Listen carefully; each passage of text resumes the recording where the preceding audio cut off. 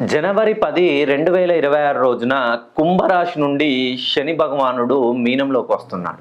ఎప్పుడైతే శని తన సొంత ఇంట్లో కుంభరాశిలో ఉంటాడో అప్పుడు మాత్రమే ఎవరైతే కష్టపడుతున్నారో, కష్టాలలో ఉన్నారో, వ్యాపారాలు ప్రారంభించి నష్టపోతున్నారు, పై చదువులకు వెళ్ళలేక చాలా ఇబ్బంది పడుతున్నారు, పిల్లలు సరిగ్గా చదవలేక అనవసరమైన ఖర్చులకు పాల్పడుతున్నారు. మనం ఎంత సంపాదించినా డబ్బు ఒక మంచు ముక్కలా తీసుకొచ్చి ఇంటికి వచ్చేసరికి పెద్ద మంచు ముక్క కాస్త చిన్న వాటర్ డ్రాప్లా కరిగిపోతుంది. ఎంత కష్టం ఎంత చేసినా రూపాయి కూడా నిలవడం లేదు.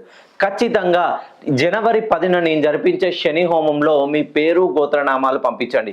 ఎవరికైతే ఆర్థికంగా నిలదొక్కోలేదో, వ్యాపారంలో ఎదుగుదల లేదో, మీ పైన ఎప్పుడు మీ పేరు నలుగులో నానుతూ మీ పైన ఎప్పుడు నలుగురు ఏడుస్తున్నారనే భావనలో మీరుండి మీ కుటుంబంలో ఎప్పుడూ ఆరోగ్య సమస్యలతో ఉంటే ఒకసారి జనవరి 10న 2026 రోజున నేను జరిపించే శని హోమానికి మీ పేరు గోత్రనామాలు పంపిస్తే నేను మీ పేరు పైన ముగ్గురు వేద పండితుల సమక్షంలో చతుర్ముఖ దిగ్బంధనంతో మీ పేరు పైన నేను శని హోమం జరిపించి వీడియో మరియు యాగ ప్రసాదాన్ని పంపిస్తాను.